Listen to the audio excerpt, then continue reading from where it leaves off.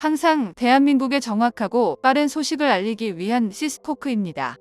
구독과 좋아요는 영상 제작에 큰 힘이 됩니다. 그동안 폴란드를 통해 방산 잭팟을 맛본 한국 방산 시장이 또다시 대량 수출을 코앞에 두고 있습니다. 세계 방산 무기 시장이 전쟁으로 인해 곳간이 텅 비었고 유일하게 한국만이 무기를 생산할 수 있고 판매할 수 있는 독보적인 존재인데요. 폴란드를 롤모델로 삼고 있는 루마니아에서 대한민국에서 개발한 신궁 미사일을 작년 말 9천억 달러, 한화로 약 1180억 원 이상 도입했는데 루마니아와의 계약이 잭팟인 이유는 이게 끝이 아니라 시작이라는 점입니다. 오늘은 루마니아에서 도입한 무기 체계에 대해 알아보겠습니다. 최근 루마니아는 무려 5조 5천억 원 규모의 대공 미사일 사업을 시작했습니다. 대공 미사일로만 5조가 넘는 건 단일 무기 체계로는 어마어마한 규모인데요. 한국산 신궁 미사일을 도입한 것도 해당 사업의 일환으로 보여집니다. 작년 12월 중순 루마니아 국방부에서 개최된 신궁 수출 계약식에 방위사업청 관계자를 비롯해 국내 방산기업 관계자들이 참석했는데요. 루마니아의 신궁 계약식에 참석한 것이 그저 축하만을 위한 자리가 아니라 다른 무기체계 도입과 관련해 협력을 위한 자리로 알려졌습니다. 즉, 루마니아가 본격적인 한국산 무기 도입을 추진할 것으로 예상되는데요. 루마니아 정부는 휴대용 대공 미사일 구매 입찰을 시작했는데 프랑스의 MBDA가 입찰에 참여하자 돌연 프랑스의 입찰을 취소시켜버리고 한국산 LIG 넥스원과 다국적 기업인 탈레스에게 입찰에 참여해달라고 공식 요청을 했었습니다. 처음부터 루마니아는 한국산 휴대용 단거리 미사일, 해외 마케팅 명칭인 카이론, 대한민국엔 신궁으로 불리는 미사일에 관심이 많았었는데요. 신궁은 저고도로 침투하는 적 항공기와 소형 헬기를 격추시키기에 적합한 무기체계로 주로 야전군 부대와 군사시설, 대공방어 임무에 쓰입니다.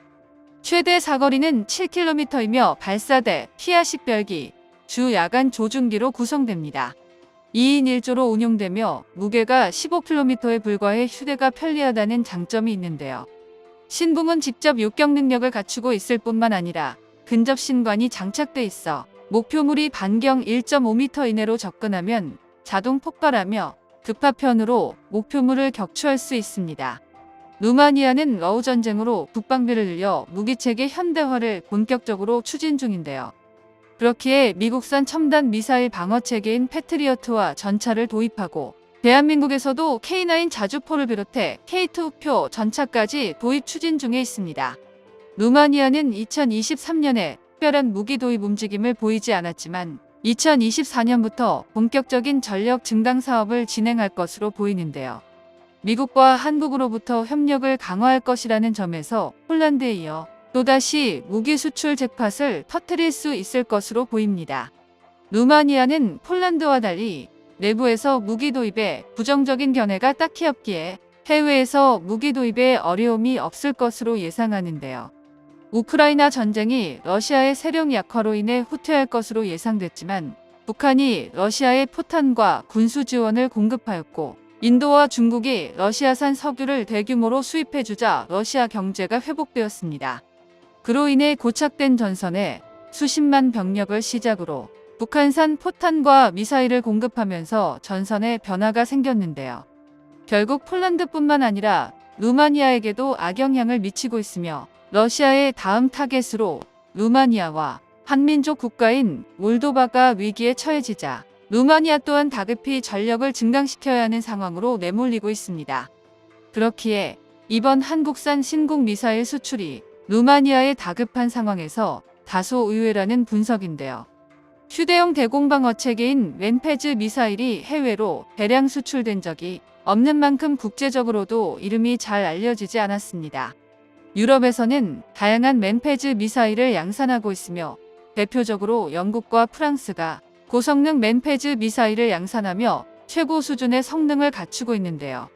루마니아가 신궁을 가장 먼저 계약한 이유로 폴란드를 지목했는데 폴란드가 개발한 파이오런 휴대용 대공방어 미사일이 우크라이나에 지원되어 실전 능력과 성능 검증이 이루어지자 한국산 신궁에도 관심을 가졌다고 볼 수 있습니다. 신궁은 2000년대 중반 LIG 넥스원이 기존에 운영했던 이글라 미사일 등 다양한 대공방어 미사일을 대체하기 위해 자체 개발되었는데요. 하지만 개발되어도 해외 수출엔 어려움이 있었습니다. 신궁에 들어간 이중대역 적외선 시커가 러시아산 시커로 해외 수출을 위해서는 러시아의 허가를 받았어야만 했는데요. 결국 뛰어난 성능을 가졌지만 해외 수출은 불가능했기에 2010년 중반까지 우리 군에서만 전력화되었습니다. 이후 LIG 넥스원과 국방과학연구소가 협력해 국산 시커를 개발 성공하면서 신궁 미사일 수출이 가능해졌고 루마니아에 1,000억 원이 넘는 금액으로 대량 판매 성공했습니다. 루마니아가 신궁을 선택한 배경에는 시커 기술을 면허 생산할 수 있고 미사일을 대량 양산할 수 있는 인프라가 완성되었기 때문인데요.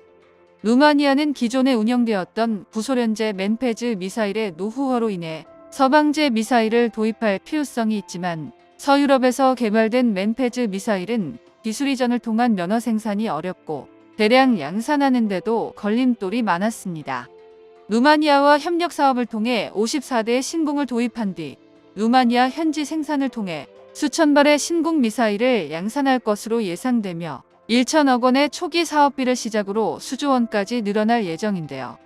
게다가 신궁의 현지 양산뿐만 아니라 다양한 방산무기 도입을 조율하기 위해 방위사업청을 비롯해 많은 국내 방산기업 관계자들이 출동했습니다. 루마니아는 우크라이나 전쟁을 분석하면서 전쟁에 도입하면 가장 먼저 중요한 것을 자체적인 생산을 중점으로 보고 있는데요. 구체적으로는 다양한 탄약의 자체 생산과 대전차 미사일, 맨페즈 미사일, 장갑차 및 전술 차량에 대한 면허 생산이 필요하다고 언급했습니다. 우크라이나 전쟁에는 다양한 첨단 무기와 전투기까지 지원하고 있지만 해당 무기들은 대량 지원이 어렵기에 결국 전쟁에서 승패를 좌우할 핵심 요소는 미사일이나 포탄, 전차와 자주포라는 게 드러났기 때문인데요. 해외 군사 전문가들이 예상하기로는 신궁 미사일을 시작으로 대전차 미사일과 K2 흑표와 K9 자주포까지 대한민국에서 도입할 확률이 높다고 보고 있습니다. 루마니아는 미국에서 도입하기로 했었던 에이브람스 전차가 최근에 2배 이상으로 폭등하면서 대한민국에서 개발된 K2 흑표 전차와 자주포 도입이 빨라질 것으로 예상되는데요. 전쟁으로 인해 물량이 부족한 상황이고 미국에서도 대량 생산이 어려워 대당 생산 단가가 상승하고 있기에 한 대당 450억 원 이상으로 통보받게 되자 도입사업 전체가 무산될 위기에 놓인 상황입니다. 그렇기에 한국산 무기에 관심을 가지고 있고 조만간 신궁에 이은 두 번째 방산 계약이 이뤄질 것으로 보입니다. 정보가 도움되셨다면 구독과 좋아요 부탁드립니다. 이상 시스코크입니다.